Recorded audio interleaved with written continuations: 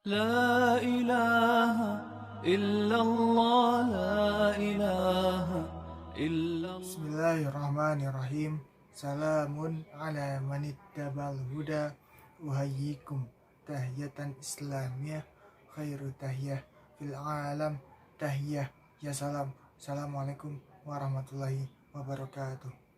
Alhamdulillah walhamdulillah alhamdulillah alhamdulillahillazi bi ni'matihi tatimmus shalihat.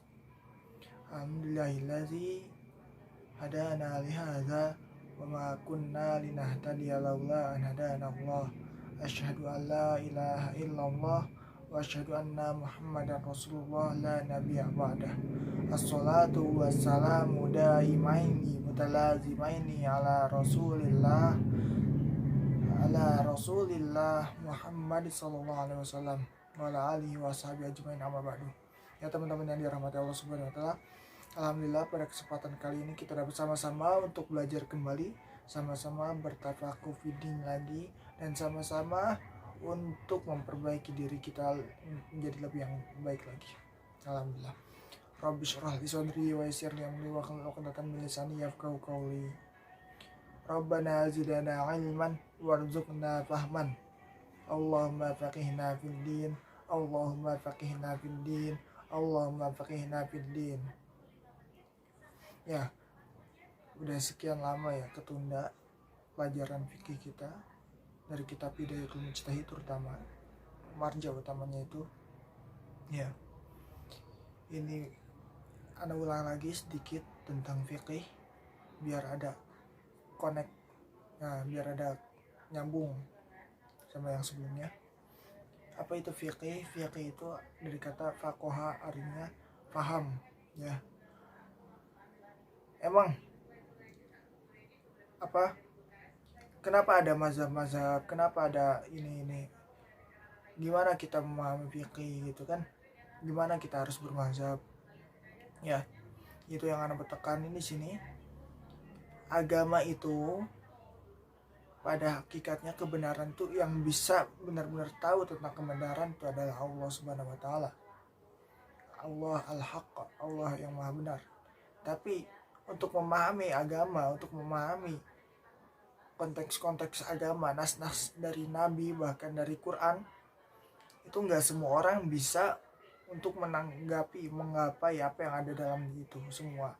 Makanya kita memerlukan apa-apa yang ada dari para ulama gitu, pemahaman para ulama. Nggak semua orang bisa memahami agama secara utuh, makanya kita ngikutin mazhab.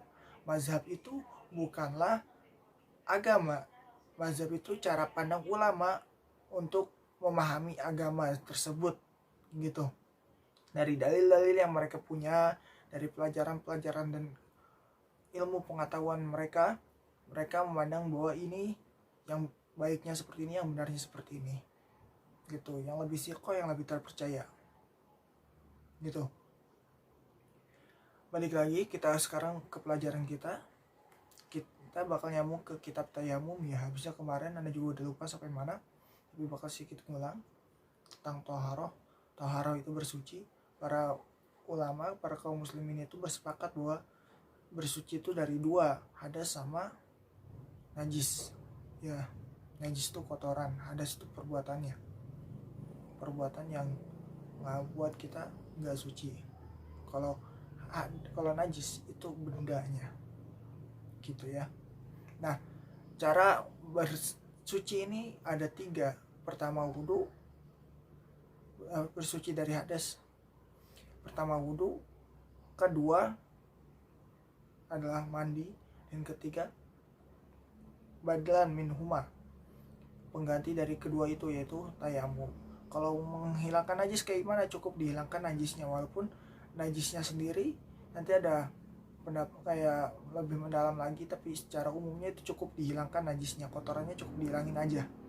Walaupun nanti ada kayak misalkan istinja itu harus pakai 3 batu minimal. Nah, 3 batu ini berarti ada kaidahnya tersendiri. Walaupun sama-sama secara umumnya cuma dihilangin kotorannya, dihilangin najisnya gitu. Nah, kita masuk ke bab tayamum ya. Tayamum kapan diwajibkannya tayamum? Para ulama sepakat bahwa tayamum menjadi pengganti dari bersuci wudhu, bersuci kecil. Tapi mereka berbeda pendapat apakah dari pengganti mandi besar juga apa enggak gitu. Kenapa? Kalau misalkan ini perbedaan pendapatnya bukan dari zaman tabiin atau para generasi salaf, enggak. Ini perbedaan pendapatnya justru dari para kalangan sahabat. Dari zaman sahabat sendiri juga udah ada perbedaan mazhab gitu. Bagaimana mereka memandang suatu hukum. Ada mazhabnya Aisyah, ada mazhabnya Ibnu Umar, ada mazhabnya Ibnu Abbas gitu. Ketika para sahabat nggak tahu apa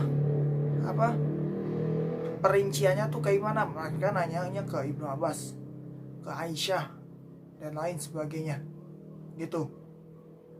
Udah ada perbedaan pendapat dari zaman sahabat sendiri padahal ya. Nah, ini perbedaan pendapat tentang tayamum apakah juga sebagai pengganti dari mandi apa enggak juga terjadi dari zaman para sahabat. Kalau dari Umar dan Ibnu Mas'ud, mereka berpendapat bahwa tayamum tidak bisa dijadikan pengganti untuk mandi atau menghilangkan hadas besar. Sedangkan Ali berpendapat bahwa bisa untuk menggantikan tayamum. Bukan Ali doang, tapi ada beberapa juga sahabat yang lain yang berpendapat serupa dengan Ali. Tapi yang paling masyhurnya adalah Ali. Berpendapat bahwa tayamum ini bisa untuk menjadi pengganti dari mandi.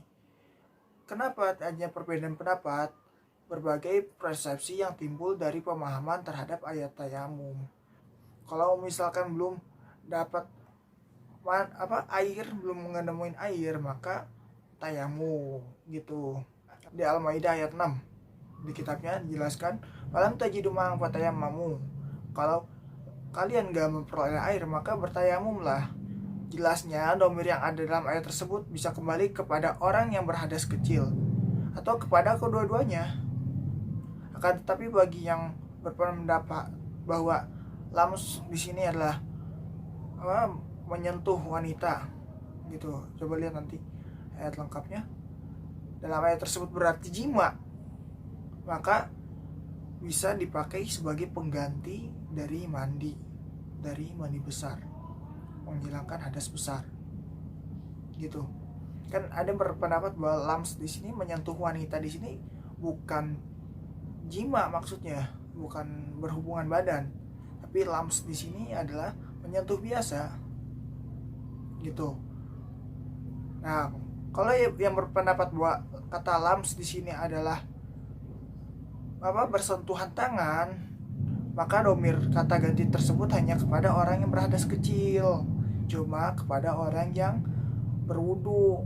Jadi tayamum cuma bisa dipakai buat pengganti untuk wudu.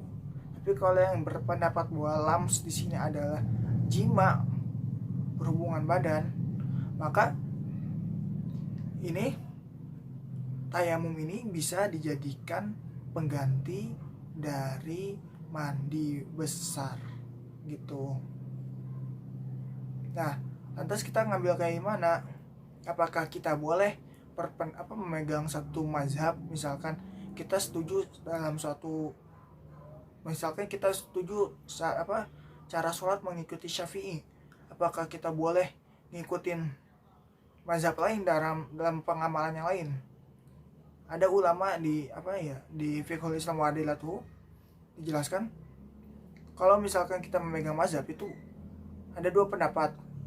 Pertama, ulama yang menyatakan bahwa kalau kita memegang Syafi'i maka kita harus semua aturan-aturan Syafi'i kita harus ikutin gitu. Nah, tapi ada ulama yang lainnya bilang nggak usah, nggak apa-apa. Kenapa? Karena yang kita ikutin itu yang menurut kita paling benar dalam pengamalan hadis sama Al-Quran sama sunnah, yang paling mendekati menurut kita dengan kebenaran gitu.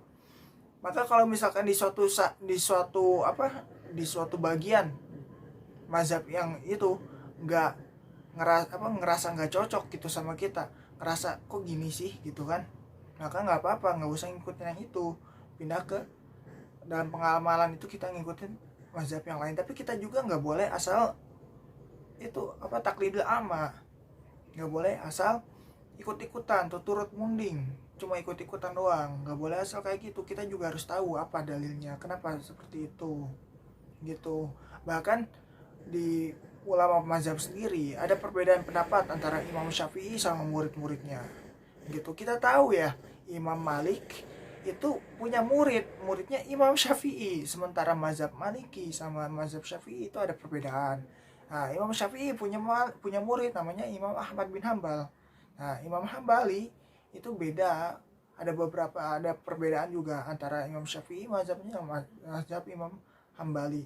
Walaupun Imam Hambali ini berguru kepada Imam Syafi'i ketika Imam Ahmad bin Hambal ini udah jadi orang besar gitu ya, udah jadi guru besar, tapi berguru kepada Imam Syafi'i gitu. Nah, dan Imam Syafi'i sendiri banyak mengetahui hadis-hadisnya justru dari Imam Ahmad bin Hambal. Jadi kalau dalam fikih, Imam Ahmad itu berguru kepada Imam Syafi'i, tapi Imam Syafi'i berguru kepada Imam Ahmad dalam hal hadis gitu, periwayatan hadis. Makanya Imam Syafi'i itu nggak ada kitab hadisnya ya, adanya Ustadz Ahmad. Nah, karena Imam Ahmad yang ini yang banyak ngeluarin hadis-hadis, bahkan banyak Imam Syafi'i ngambil hadis dari Imam Ahmad bin Hambal. Wallahu alam bishawab. Ya mungkin cukup sekian dulu di sini. Astubiasana minkum walasbiqari minkum wabillahi taufiq wal hidayah. Wassalamualaikum warahmatullahi wabarakatuh. لا إله إلا الله لا إله إلا الله لا